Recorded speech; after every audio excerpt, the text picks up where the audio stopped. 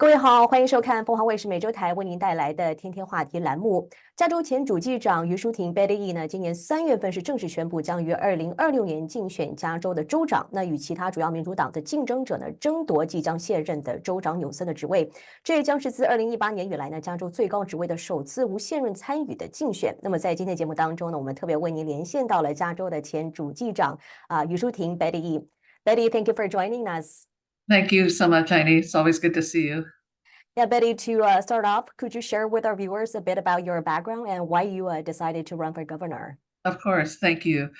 So I am a native of San Francisco, and I've had the pleasure of an honor of being in public service for almost 40 years. And my background is in public finance, and so very much an expert on taxes and budgets and investments. And I served for the last 8 years as the controller for the state of California. And as the CFO of the fifth largest economy, I saw really from my position what worked well in the economy in California, but also what didn't work well for Californians in the economy. And I believe that my background and experience really can be helpful in terms of leading the state as governor to be sure that California is adding up for all of Californians. It is a really challenging time to be in California because of the affordability crisis that we have here. And I believe that the experience that I've had, certainly keeping California's finances in order, will be very helpful being governor. Mm-hmm. And you know, California continues to struggle with a severe homelessness crisis. In your Yes. view, what are the root causes of homelessness in California, and what specific strategies do you propose to address this persistent issue? And how will you ensure that these solutions are implemented effectively across different cities and counties? Yes, no, it is homelessness used to be very much concentrated in our urban areas, but we see it really throughout California now. Really, the fundamental issue I need with respect to homelessness is a shortage of housing, and we can look at some of the other issues that people who are unsheltered have and are living with. But bottom line, it is a housing shortage.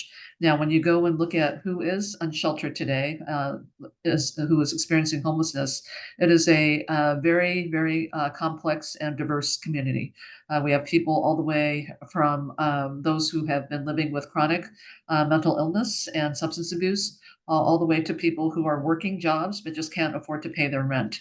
And so when we look at that, at least for me, it says to me that we can do some triage and really understand who we can help more readily. Obviously, those who are working and aren't able to pay rent, are there other supports that we can provide to them so that they are a little bit more less burdened with respect to being able to pay their rent? And then obviously, what we need to continue to do is increase our supply of housing throughout the state. People move from the coast inland to be able to afford housing, but we're also seeing housing prices go up inland in California as well. And if people can't afford to be in California, they will leave the state. And so this is something I'm very worried about with respect to losing so much talent and just experience that we need in our own workforce here in California. So a couple of things I would do. One is with respect to homelessness, you have to look at how you're going to serve those who currently are not living in homes. And you also have to look at those who are vulnerable of losing their homes. And so really looking at both sides of the equation. I would be working with local governments to be sure that they continue to approve new housing development, those that can be integrated into their communities well. The state has to be a better partner with local governments when they site housing. So perhaps we can be more helpful in paying for infrastructure costs, economic development opportunities, how we attract small businesses. So this is really about how we build the communities that we want to see that will sustain families and communities for the future. The other thing I would do is look at how we can build housing more effectively and quickly. It takes a very long time to approve housing development, so we can streamline the approval processes at the state level and also at the local level so that we see that housing production really come online much more quickly so people aren't homeless for long periods of time.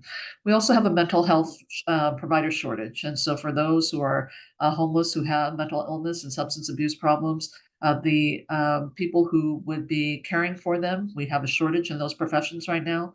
So I would be looking at how we would work with our universities to be sure we are training just a new core of workers in those professions so that people who have those chronic conditions are served much more effectively. Mhm. Betty, I know you just mentioned about shelters. Do you think shelters would actually resolve the issue? Apart from providing shelters, what comprehensive support services do you plan to integrate, in No, our homelessness yes. policy to, just address mental health, addiction, and reemployment? Right, right. No, and I mentioned shelter just as a general term that I use for people who don't have a roof over their heads, basically. But no, shelters are a temporary solution. They are not meant to be long term. The really long term solution, and it's going to take a very high level of human touch to really serve the people who are homeless. So we have to partner with our counties who have the funding for a lot of the services that are going to be really benefiting our homeless population. And so those partnerships are important.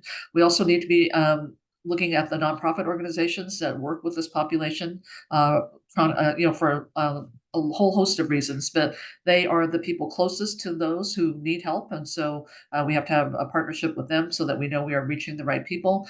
And then also we need to be sure that when we are serving these communities, that we do it in a way that is culturally appropriate and language appropriate, because the population of homeless people is quite diverse now.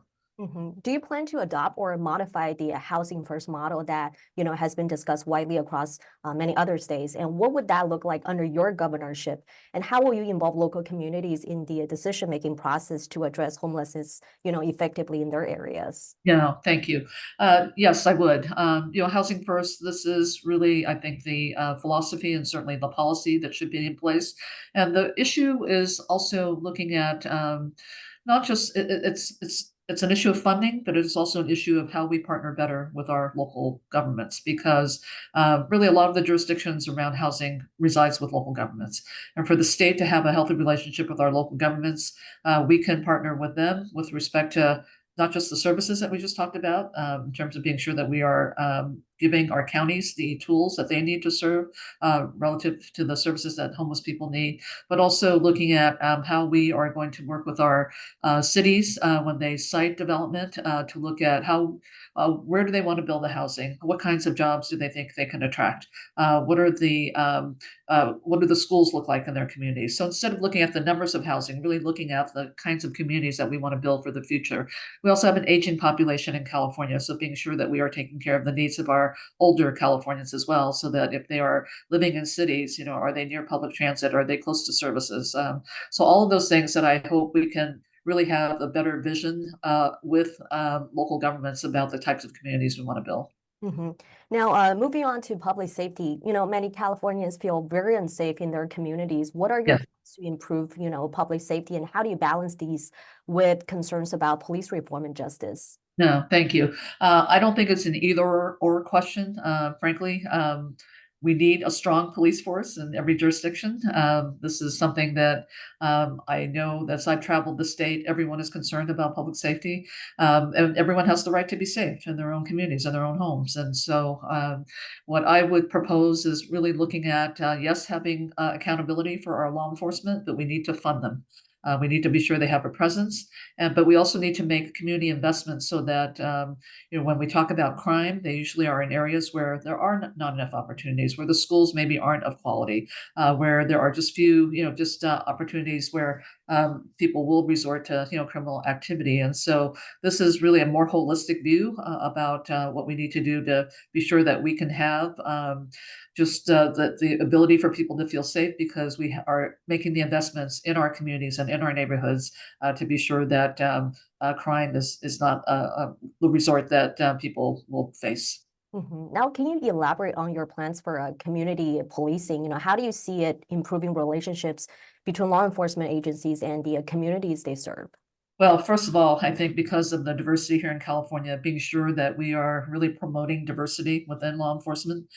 We want to be sure that we have a very visible presence of law enforcement integrating with our neighborhoods and our communities.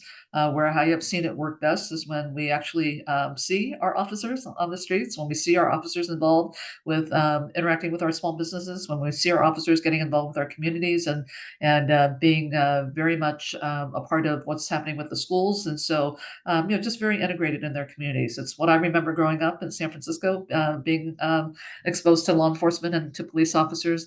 And it's also about being sure that when we talk about community policing, it's also about what we are doing in terms of investing in the community. So, are there opportunities for our young people, after school? Are there opportunities for, jobs for youth? Are there opportunities for being sure that, when we talk about schools and the ability for young people to succeed and thrive, that these are schools that are, funded and that are fully staffed and that have all of the activities that really our young people are looking to be able to thrive.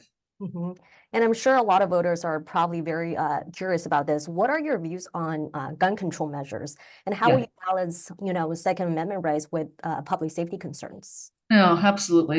Guns are, it's in my mind, it's become much more of a public health issue because it is one where, gun ownership, even within the Asian community, has actually gone up, since the pandemic. And I think everyone's vulnerability about wanting to feel safe has manifested itself in some ways for people into gun ownership as a way of doing that. But there are many people who own guns who don't have any business owning guns. They're not trained to, actually use the guns. And California has some of the strongest gun laws in the country, and yet we still have mass shootings here because guns are able to cross the border, from other jurisdictions. So this is a national issue that I know the current presidential administration has prioritized, but I don't believe that it is a conflict with Second Amendment. This is something that has every reason to be about how we keep our communities safe, and that there are strong measures for gun safety that I think can continue to be enhanced. And I know President Biden is working on that. California has done a lot to model what those laws could be, but we know that guns still come into California from other jurisdictions that still can cause harm. Betty, thank you for offering your valuable perspective. We'll be right back after a short break. 那我们先休息下，进入广告。广告过后呢，我们再来继续今天的天天话题，不要离开。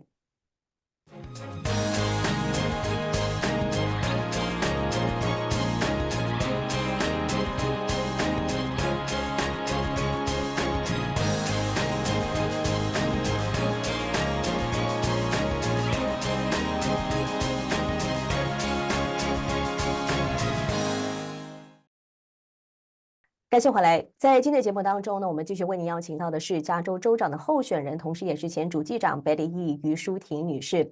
Now, Betty, we know California's economy is actually one of the largest and most diverse in the world. Yes. Yet it faces significant challenges like, income inequality and sector-specific, instability. And some economists argue that access to affordable childcare is actually essential for economic growth. Can you discuss how your administration plans to enhance childcare services in California and its, expected impact on the state's economy? And also the high cost of elder care can, really strain both state resources and personal finances, impacting the broader economy. What strategies will you deploy to make elder care also more affordable and accessible? No, thank you. This is something that is personal to me. I'm actually a part-time caregiver for my 101-year-old mother, and so this is going to be a personal burden for many Californians going forward. With respect to childcare, so much of what happened to childcare during the pandemic is such that we are in a rebuilding mode with respect to childcare in California. When we were asked to shelter at home, and yet there were people who still needed to be at work, the childcare was not there. This is an essential support for people to be able to go to work, to be able to participate in the workforce. And so there, I know, is national attention on what we can do with what we call the care sector within our economy to be sure that these are workers who are they are trained, they are professionally trained, they should be paid more, and they should have more reliability with respect to the hours that they work. And so all of those things will actually be able to attract hopefully more people to be able to do this work. With respect to elder care, and this is something that I think with respect to the economy generally Californians are looking for, and that is, we want to know that the supports are there when we reach a time in our lives when we're under financial stress. It should never come down to where we have to quit our job to be able to take care of our loved one. And so there are many ways to deal with elder care, one of which is the same, really, as we talked about childcare. Professionalize the workforce. These are people who have skills, but let's recognize them and professionalize them by how much we pay them and value them. But at the same time, let's prepare for this because everyone's going to reach that point in their lives when they're going to have to make a decision about who's going to care for their elderly loved one. We can look at leave policies that can also be in place when people do need to take leave from work to be able to start the care process for their elderly loved ones. So looking at what those leave policies look like. We also need to look at just what are the other community supports that are there. We can actually build an economy around care so that caregivers also have services that are provided to them so that they can remain healthy and be able to care for their clients. And then when you look at how many seniors want to age in place, they want to stay in their homes to age, just how do we make their homes really prepared to where they're safe so that they can stay at home and be able to have a caregiver provide for them. So these are all things that I think we haven't thought about in the long term and comprehensively, but we also know that today many households where caregivers live actually are living at or below poverty because of the wages that they're making. And so we have to do better. These are the people with whom we entrust our loved ones. And so I think it's a multi-step, comprehensive look at what we do with that particular part of the sector. And it is really people used to call it a work adjacent issue. It's actually a work requisite issue where your ability to work and my ability to work will depend on whether we can find care for our children and for our elderly loved ones. Mm-hmm. And California right now is known for its high tax rates. What tax policies will you implement to relieve the burden on residents, while ensuring the state generates enough revenue? And can these tax reforms, stimulate economic growth, especially post-pandemic? Right, right. I think the tax system in California is complex. Many people criticize it for how volatile it is. We have a budget deficit today because of how really progressive our tax system is. The more you make, the more we tax. That's true. And that's the kind of system you want. But at some point, the more that you apply taxes, it's the same people paying, just layer upon layer of taxes. And so what I would say before even looking at raising taxes is let's look at how efficient we really are with the dollars that we have. And so as controller, I can tell you I uncovered over $7 billion over 8 years in improper spending. And so we have to look and be sure that we are rooting out waste before we look at increasing taxes. We also have to look at making sure that we are helping, sectors of the economy that we want to see grow. In my mind, I don't think we've helped small businesses enough. So many of our small businesses really did suffer during the pandemic, and there was assistance for them, but it was one-time assistance. They need more, ongoing assistance, and hopefully a tax structure that can be more friendly to them, so that when they continue to grow, they will want to remain here in California. Residents are also burdened by high utility costs. What plans do you have to address this issue, potentially including renewable energy incentives? Well, this is an interesting issue, Ivy, because it's related to so many things. It's related to our insurance issue as well. Insurance costs are going up because of wildfires that we have here. Utilities are undergoing, just major, capital improvements to try to deal with, hardening their infrastructure against wildfires. And so, of course, those costs are passed on to the ratepayer. But I think, we have to accelerate our development of renewable energy so that we can have more choices, and we are going to need to transition to renewable energy for climate purposes. And so I would hope to accelerate the development of renewables while at the same time trying to make that transition less onerous for consumers, and being sure that we have the ability to have Californians be able to purchase insurance, because we are not relying on the typical sources of energy that have been, some of which has been creating the additional insurance risk. Mm-hmm. And education reform is another crucial topic for many voters. What changes or improvements do you plan to make in the education sector, and how will you ensure that these, reforms benefit both students and teachers? Well, I thank you. I think the reforms that I'm really focused on is how do we be sure that we have captivated the curiosity and the interests of every student, of every learner in California. And for that to happen, we have to make our curriculum much more relevant to them.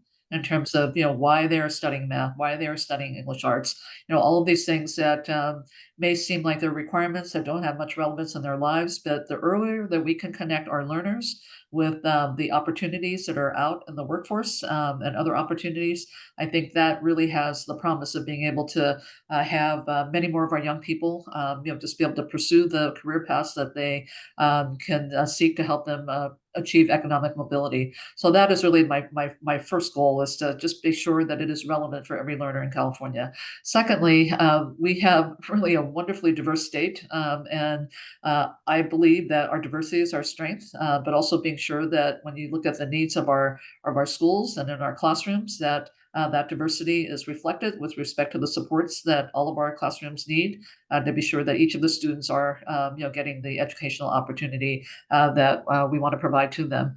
And so, relevance of the curriculum, but also then looking to be sure that we have all the supports from our teachers to our aides to just the rest of the school facility personnel. Mhm. You're the only Asian woman in this race. How does your candidacy impact Asian representation in politics? And how will you ensure that the cultural needs and contributions of the Chinese American community are recognized and integrated into state policies? Yes. Now, thank you very much. This is going to be a historic election by all counts. We have many, many candidates that potentially could be historic firsts when they're elected. I would say for me, representation has always mattered for the Chinese American community. And we have progressed generationally now to where I'm so happy to see many more among us who are running for office at all levels of our government. But it makes a difference to be the executive of a state, and makes a difference because there is the ability to have a view of just the entire state, all of its diverse communities. For me, the Asian American community, particularly the Chinese American community, has had a long history here in California. It helped build California, and it continues to help build California in so many of the economic sectors where we are represented. And so I think it is really about showcasing for the Chinese American community, for so many of our diverse communities, the contributions that we make to our economy every single day. We have people in tech, we have people in the services industry, we have just so many Chinese Americans that are represented, that these are the same people in California who are going to be offering opportunities for our young people. And so I think there's a strong connection with being sure that our young people see role models, and our young people see the potential of how they can also contribute in a similar way to our state and to our economy. And with the rising anti-Asian hate crimes, what specific actions will your administration take to protect the Asian American community and prosecute this, offenses effectively? Yeah, so I've been very, very pleased to see our community really step up, and certainly the legislature funding, so much of the the responses to the anti-API hate. This is not going to be just a single point in time kind of issue. It really is about how do we galvanize our community to be smarter, to be stronger, and to know that when we see anything that is agreements to our community at any level, that we all speak out. And we have a lot of support from other communities with respect to being the victims of hate and discrimination. And this is something that unfortunately has been the history of our country with our community, that when we can galvanize among ourselves and also stand in solidarity with so many other communities. And certainly I've been doing that as an individual, as an office holder, but also as a member of our community. This is where we're going to build our strength. And that is together we are just much stronger. Well, before we let you go, do you have any final thoughts or messages you would like to share with our viewers as they consider their choices for governor? Thank you, Heidi. It's been really a privilege to be in public service for almost 40 years. And I really believe that California is at a crossroads now where so many among us are questioning what their future is going to look like here because of the affordability crisis. And I am running to do the work. I'm running to roll up my sleeves and really begin to focus on the solutions. And I believe a lot of the solutions, we all know what they are. But it is about the leadership to put them in place and to be sure that we are working with partnership with our community so that the results really are going to be meaningful, so that every Californian can see themselves in the vision for a better state. Well, as California faces many challenges, it definitely needs leadership that understands and represents every Californian. Betty Yee, Democratic candidate for California governor, we appreciate you taking the time to discuss your platforms with us and our viewers. We'll definitely keep following this election closely. Good luck on your campaign. Thank you very much, Heidi. 同时也非常感谢各位的收看，我们下期同一时间再见。